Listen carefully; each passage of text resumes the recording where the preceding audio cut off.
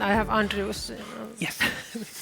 Anna, thank you for the introduction. As she said, my name is Eoin Drea from the Martin Centre. I'm very happy to facilitate this discussion. I suppose to start with, on behalf of the Martin Centre, it's a pleasure to welcome you back as the newly confirmed Executive Vice President of the European Commission.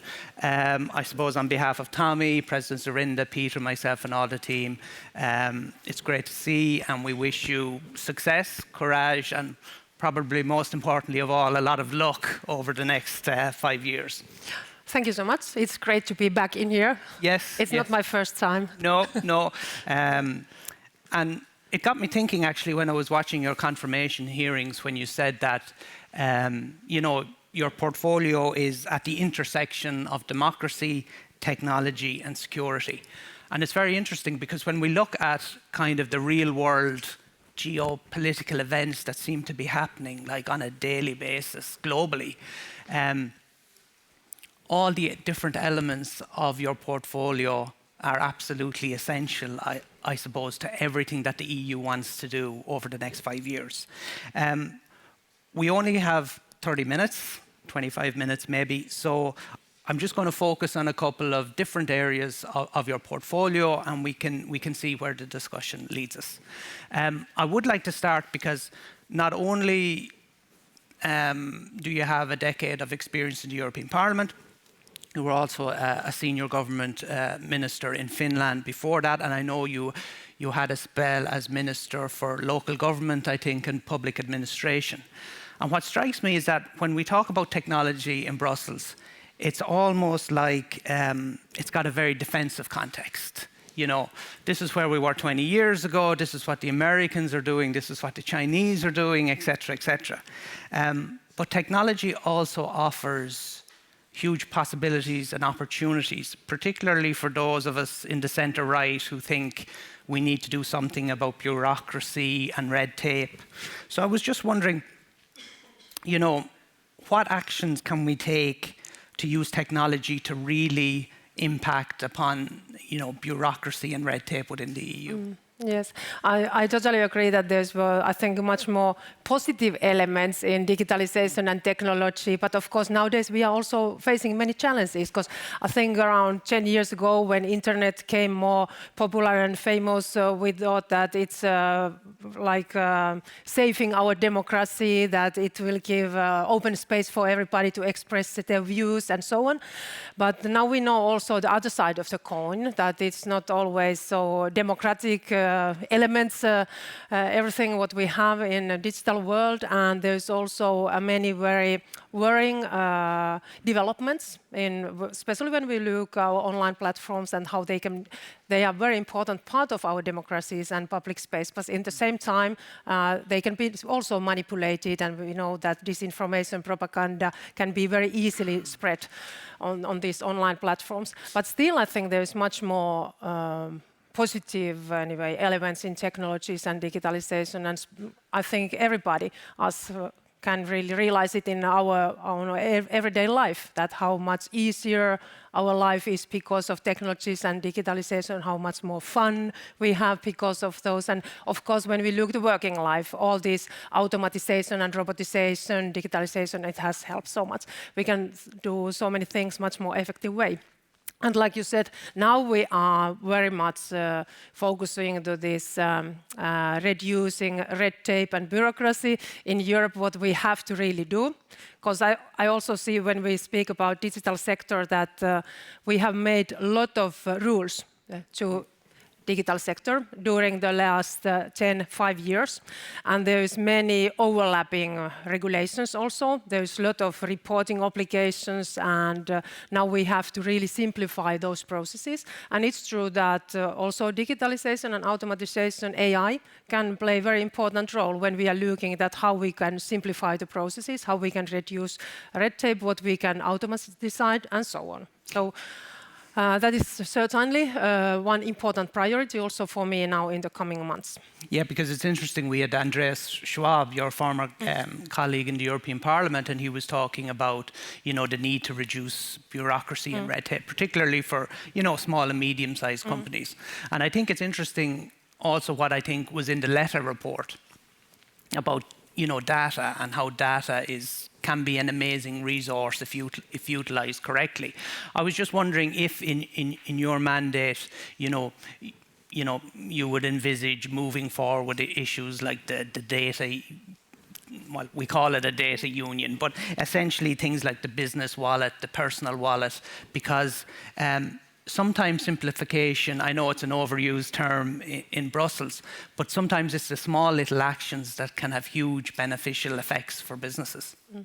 Yes, that is right. And we still have too many barriers between the member states, because we have been talking a lot about single market also in the digital world, so digital single market, but still one of very concrete examples is this digital identity, that we don't have that kind of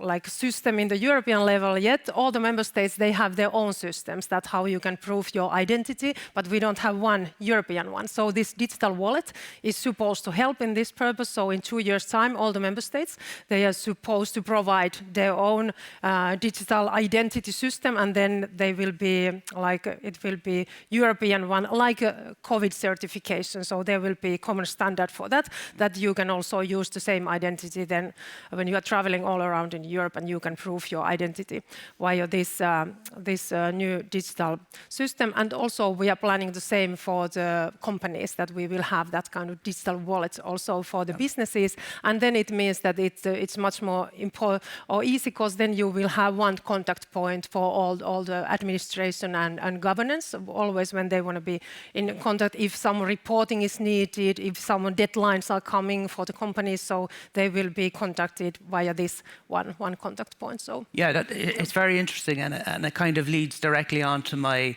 next point, is that we have, and I'll play devil's advocate a little bit here. We hear a lot from private sector companies, small SMEs to big, large multinational companies, and they are concerned maybe that the EU has started to judge its success in the digital sphere by the amount of legislation it succeeds in passing, rather than actual business outcomes.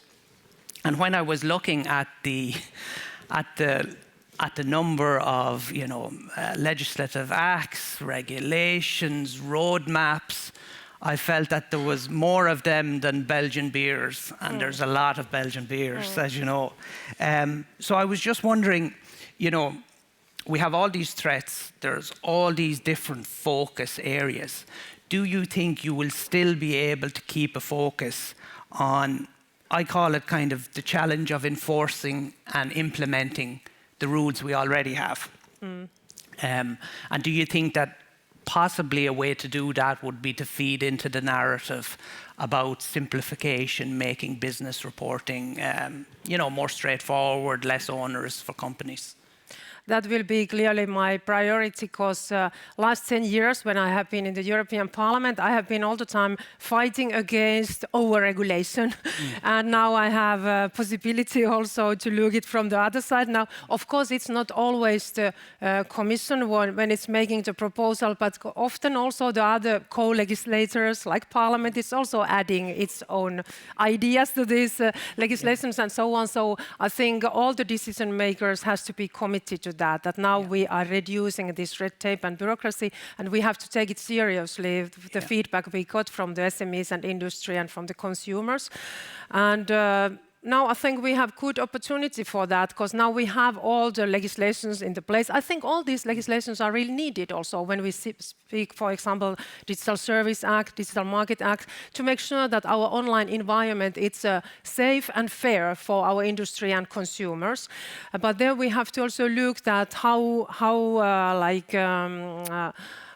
can we set the rules more on the general level, how much we have to go to the details and different reporting applications. Also in cybersecurity, we have made decisions, a very big package of cybersecurity regulation and legislations, and they were also needed, because internet is it's a part where we didn't have really rules 10 years ago, because it didn't have so big impact in our societies. But now when we look what digitalization, internet, how it has changed our societies and our economy, also rules are needed speed there, because we can't think that it can be like Wild West, that there's totally different rules in internet.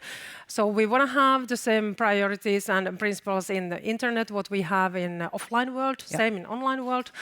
But now we have to, when we are implementing these rules, really look that if there's overlapping regulations, that how we can simplify the processes, how we can put them, maybe some legislations together, and look if we can be more in general level. Is there too many details? Have we been too much in silos in there, and so on? So this is certainly an area to where I will focus. And I have already said to my services that now we are looking at the whole digital field and all the reporting obligations we have in different legislations. And then we looked at how we can cut these reporting obligations, for example, and simplify the processes. And always when we are now coming with the reviews of some regulations, we looked at if we can combine different regulations together and look that is something a little bit old-fashioned already, that how we can modernize the processes and the way how we have set the legislation. Because actually, when you talked about the rules and the complexity and how, this was in a sense a new kind of sector of the economy that needed new guardrails that weren't there before, I often think of Ireland and GDPR. Because Ireland, the headquarters to most of these US multinationals. But in a sense, like many of those multinationals had a market capitalization bigger than the size of the Irish economy. And I can say it because I'm Irish and I've said it for a long time, the Irish made a mess of GDPR enforcement for about a decade, but it's finally improved. But a lot of that is down to resourcing. I think the Irish Data Protection Authority, when it started, had 4 people. Now I think it's got close to 250. So it's about an issue of scaling as well. And I'm just thinking back to the financial crisis, when one of the results of the banking crisis was to move supervision for, very large systemic financial institutions to a European level, away from a national level.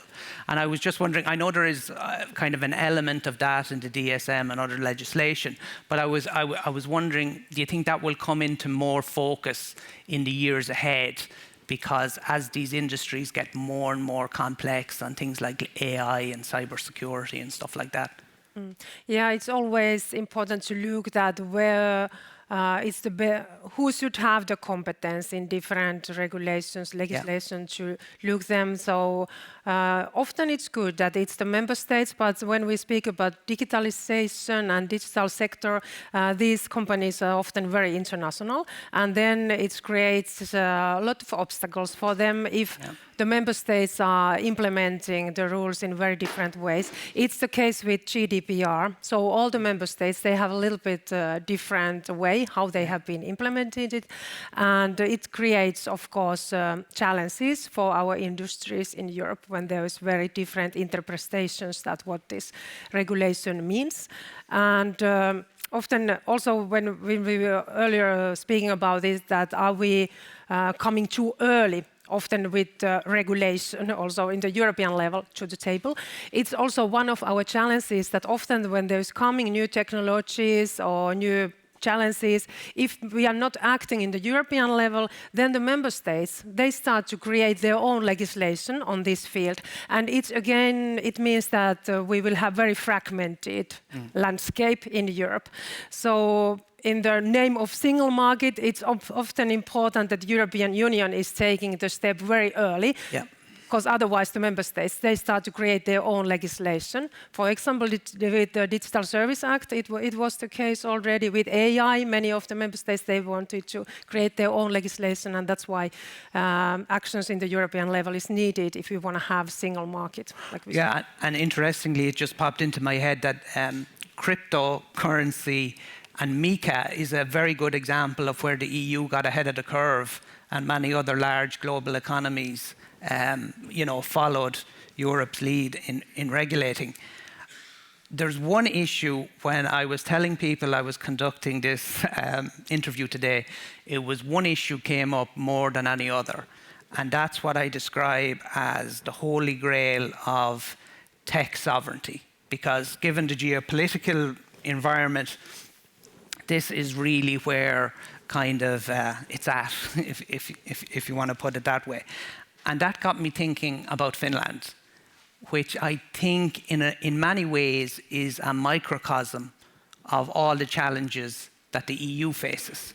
So, you know, Finland has a long record in innovation all the way back to Nokia. It's home to the Slush, the Tech Forum. You know, it's part of that wider kind of Scandinavian innovation hub that's given us like Spotify and Klarna and many other big companies. But it's also got kind of, you know, demographic decline, struggling really to progress from, you know, relatively low growth. But it's also, which is very interesting, hugely dependent on Chinese equipment for 5G networks. I think it's over 40%. It mirrors the EU as a whole, I think. And I didn't know this until I read it in the Financial Times a couple of weeks ago, that it's also, I think, in the top 5 destinations for Chinese FDI into Europe, which I thought was fascinating. So I'm just wondering, you know, are we at the point yet where all member states are actually, and let's just take 5G as an example, are we at the situation yet where member states are really kind of taking this seriously, the security in building out next generation networks? Because, you know, I think of, you know, let's face it, I think of Germany, which says, yes, we'll do it, but, you know, we'll push it down the road. It'll be 2029 or 2031 or whatever. So do you think that there's more that the EU can do to push this kind of movement at national level? Yes, there is. Good. And I think in this question, maybe there was a little bit two different topics. Of course, they are combined also. But when we speak about technological sovereignty, I see it's very important that Europe shouldn't be dependent on third countries in any critical sector. I think you were earlier speaking with Commissioner Kubilius about the defense industry, where we are also very dependent now of third countries. So there we have to build up our own capacities also. Yeah. And it's same in technological field, because nowadays 80% of our technologies are coming outside of Europe. So high tech very much from USA and lower tech very much from China. So also European Union, we have to build up our own capacity and also de-risk our value chains all over the world. And especially we have identified these critical frontier technologies to where we have to invest more, AI, quantum computing, and then also our chips. So these are the 3 main priorities now, where we have to build up our own capacities. But like you said, also cybersecurity is a field to where we have to focus now in the coming months. We see how the geopolitical tensions are very, very high, and we see massively cyber attacks towards our infrastructure and towards our services, and also we have seen sabotage towards our physical infrastructures in Europe. So we have to analyze, of course, the risks and make sure that we are resilient, that we are not dependent on one connection, that we always have plan B and plan C, that all this sabotage and all this interference, that it can't harm us too much, that we are not too dependent on one connection, on one service or one supply chain. And it comes very much to our technologies all over. And with the 5G, for example, I see that we have to take more actions with the member states. We have this 5G toolbox, but many member states have implemented it in very low level. So this is an area to where we will focus in the coming months with the member states. And it's interesting, just as you were talking, I think a lot of people in Europe don't realize the inherent strengths in Europe that we have in 5G. We've got, you know, 2 of the big global hardware players in Nokia and Ericsson. So we really, you know, we have, I think, the potential to act to a greater degree than perhaps we realize ourselves. And I was just thinking, like, can the European Commission, can the EU in general foster the growth and innovation in these kind of, let's call them, you know, European champions or whatever? You know, can we do more to foster that so that they continue to spend and invest in Europe, because we had Anthony Gooch this morning from the Roundtable of European Industrialists, and he was saying that, you know, most of the companies he represents, the biggest companies in Europe, are willing to invest in Europe if they feel it will be complemented by kind of a reliable public sector approach. Do you think that's something we can really work on over the next 5 years? Yes, I'm sure, because also like President von der Leyen stated in the summer in her guidelines, this commission will be investment commission. Yep. So we will look all the possibilities that how we can encourage and boost investments in Europe. Yep. And as we know, President von der Leyen will also propose the competitiveness compass in January, and there we are very much setting also the Shen for next 5 years, that what we want do to make sure that we are competitive in the future. So we have to find now all the tools that how we can boost investments and also innovations in Europe. So these will be my main priorities for the next 5 years, to make sure that Europe is encouraging more innovations, more investments in Europe. And technologies are certainly a field to where we have to focus. And it's just kind of, as you were talking, it's really becoming apparent through the conversation that your portfolio actually, it actually kind of stands at the intersection of, you know, several different areas. You can't really talk about tech sovereignty seriously if you don't consider, you know, trade and industrial policy and economic security. So I think half the challenge perhaps will be just to keep a very coordinated focus to make sure that all those elements are kind of addressed as we move forward. But even I would say the last 2 weeks have highlighted some of the real challenges that we face in this issue. We've got the Klarna, the very successful Scandinavian fintech, is deciding to publicly list in New York rather than in London, Paris, or Frankfurt, or indeed in Scandinavia. And we've had Northvolt file for Chapter 11 bankruptcy, but we'll have to see if it can be restructured. So there are real challenges ahead. We have about 6 or 7 minutes remaining, but there's one area which I think personally, it's one of the most important elements of your portfolio. But I think probably hasn't gotten the attention that some of the other areas have because of the geopolitical issues. And that's the challenge of social media. You kind of alluded to it earlier at the very beginning, particularly its impacts on children and teenagers, which I think is very interesting. We in the Martin Centre, myself and my colleague Dimitar, we've been following this for a long time. And you know, the academic research now is very clear about the harmful impacts, particularly on teenagers. But there seems to be a real divide in the public policy maker sphere between those of us who think it's societal problem number one, and those who just kind of shrug their shoulders and say, of course I gave my child a smartphone because every other kid in the class had the smartphone, so I just went along with it. So I was just wondering, you know, can we do more to ensure that social media companies, you know, take full responsibility for their enforcement, of existing legislation? Yes, we can.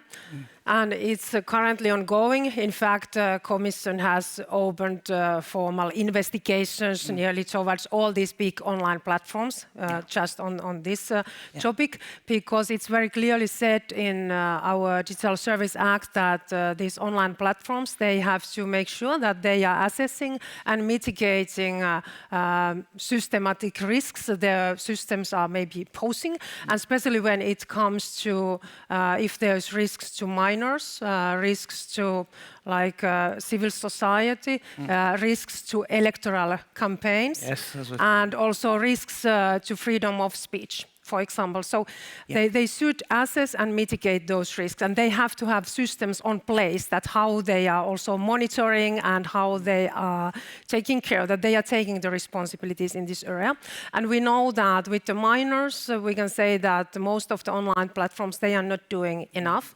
They are not doing what they should do. There's maybe two main topics in this. One is, of course, the screen time, that how much we all are using time on social media platforms. And often the algorithms is made like that you are using very much time. It's addictive. Because the idea is that, of course, it's part of the business idea that you are using very much time on online platform. Of course, this is one very negative impact often for our well-being, that if we are all the time online, all the time just watching our mobile. But then when it comes to minors, it's also the content, that what kind of content is shown for them. Because it's also said in our DSA regulation that online platforms, they should take care always that the minors, they have the highest level of privacy and safety and security when they are online on online platforms.